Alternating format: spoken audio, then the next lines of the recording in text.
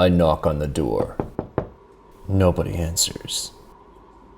My curiosity gets the best of me, and I try the door. It's unlocked. I make my way inside. It seems like nobody's home. It's a mess. Stuff everywhere. But there are definitely people living here.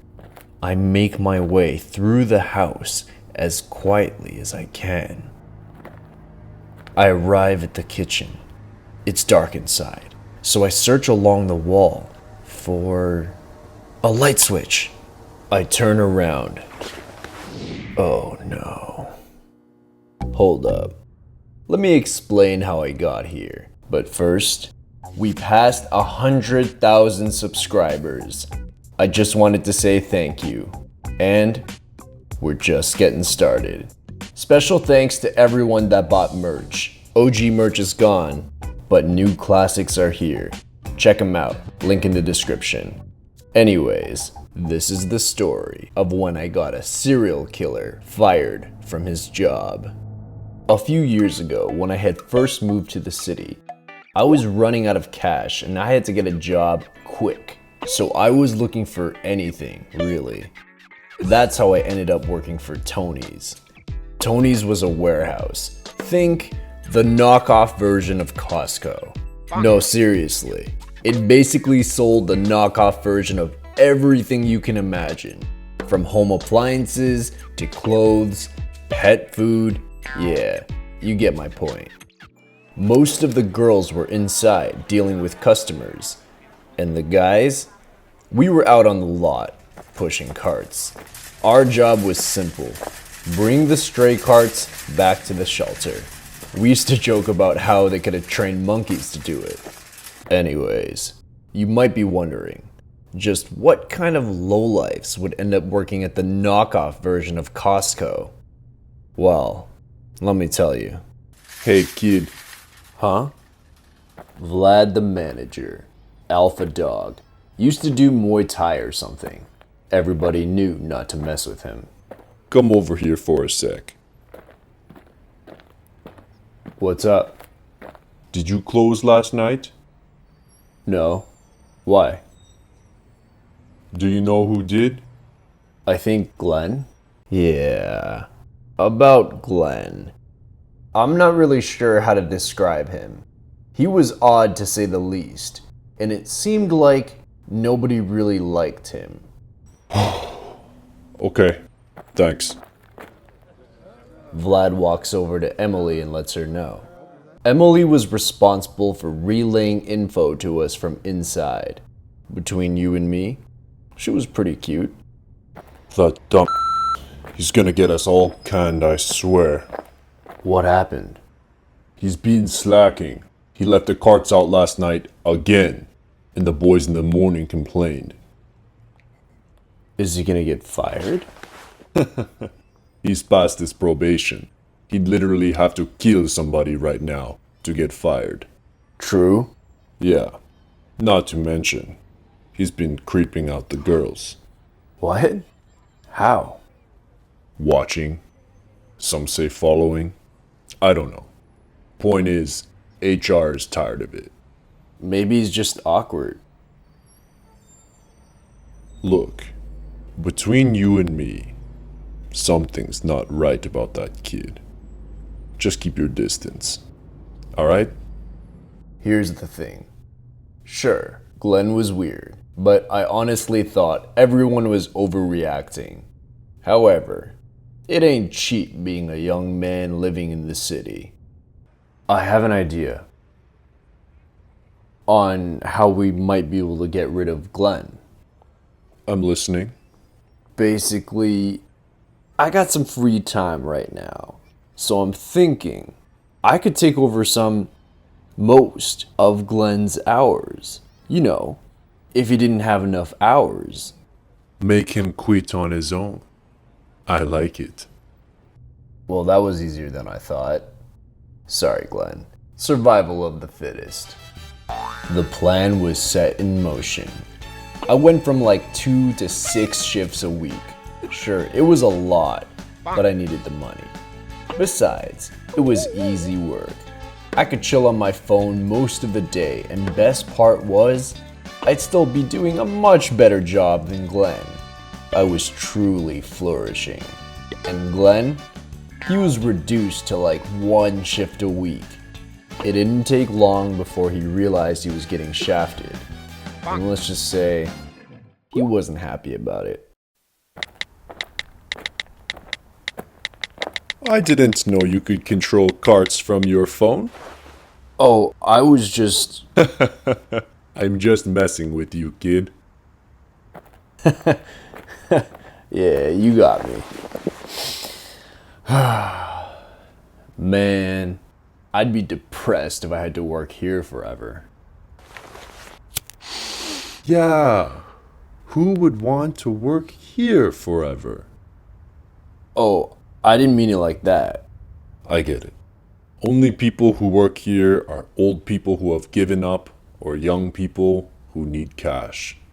I'm guessing you're the second one. So, what's next?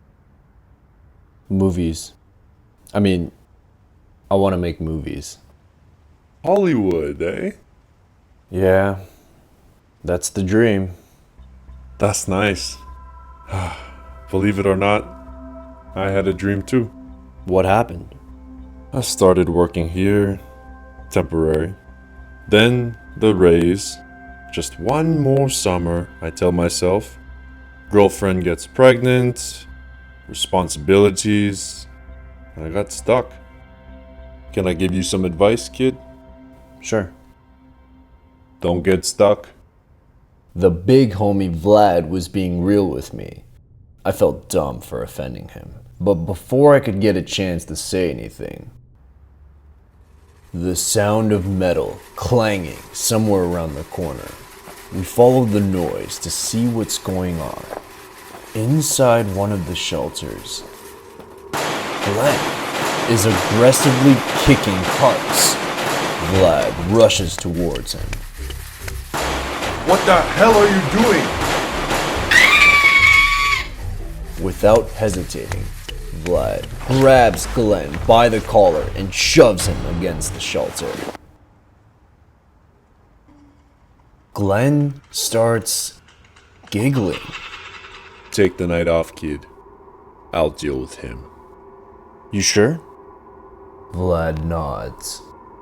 I mean, get off work early and avoid a psychopath?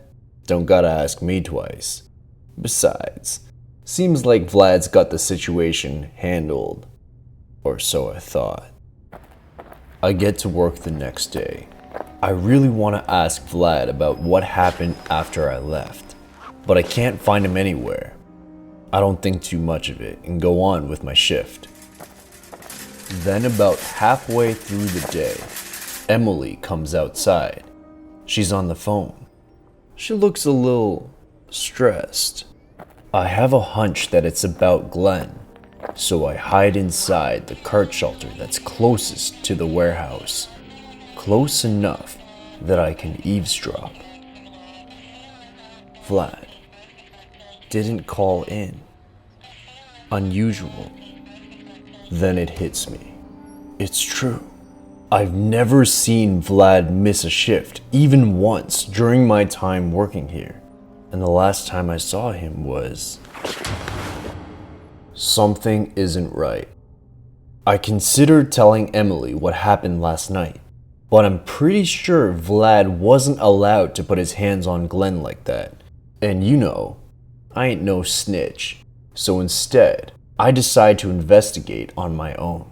I managed to find Glenn's Instagram. It's all random pictures of trees and his dog. Oh, I recognize the street. It's actually not far from the warehouse. I sneak off the lot and head for Glenn's house. I arrive at a complex of townhouses. The first thing I notice is that the neighborhood is pretty run down. I'm a little paranoid about getting mugged by a crackhead, but I've already come all this way. Besides, I think I see it. Yeah, this is definitely Glenn's house. I knock on the door. Nobody answers. My curiosity gets the best of me, and I try the door. It's unlocked. I make my way inside. It seems like nobody's home. It's a mess. Stuff everywhere. But there are definitely people living here. I make my way through the house as quietly as I can. I arrive at the kitchen. It's dark inside, so I search along the wall for a light switch. I turn around. Oh no. A man, a woman, and a dog. Dead. I'm assuming Glenn's parents. Their faces are planted onto the table, blood still dripping. And the dog? The same one from Glenn's Instagram. I run back out the hallway. I get to the front door. It's jammed. I start shaking the handle as hard as I can. I take a deep breath. I pull out my phone and call the police. Hello?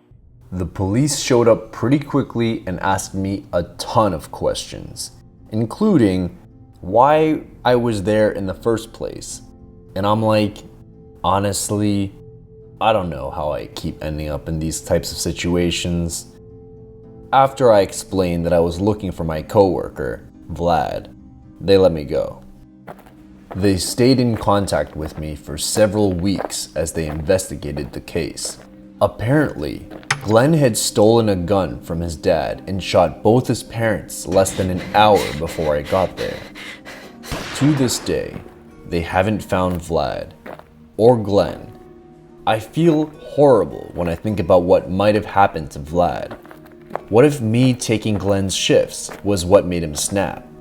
Speaking of Glenn, he's still out there, somewhere.